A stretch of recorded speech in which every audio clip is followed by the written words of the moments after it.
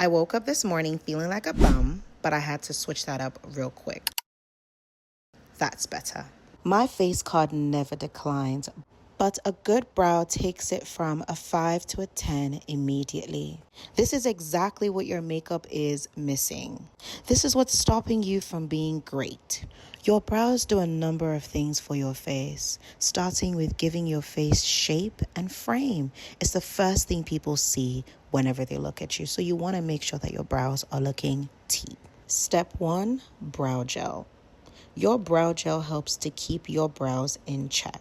It doesn't matter what kind of brows you have, whether they're naturally tame or bushy like my armpit. They'll make your brows hard enough to stay in one place, but soft enough for your products to glide through. Thank you. Next.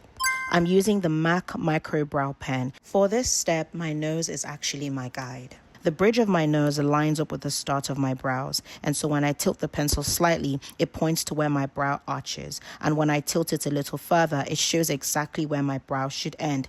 These 3 points guide me, where my brow starts, arches, and ends. Once I have my points, I connect them with a clean, precise line to create the shape I want, and honestly, I actually ignore the natural shape of my brows and I focus on creating the shape that I want.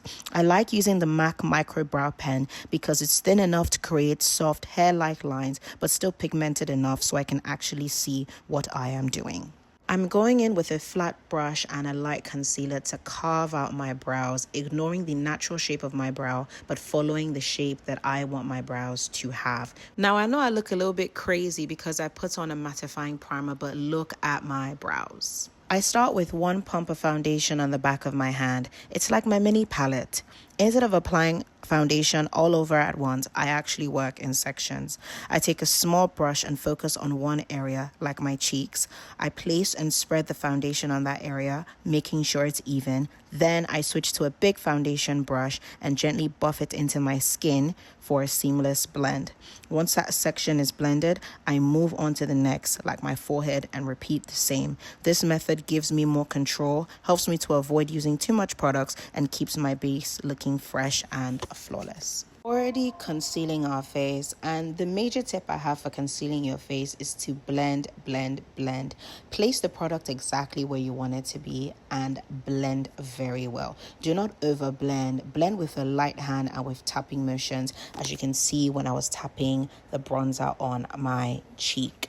And now I'm going in with a beauty blender. Beauty blenders are actually underrated, but they're very, very good for applying your product and blending them out seamlessly. I transition between brushes and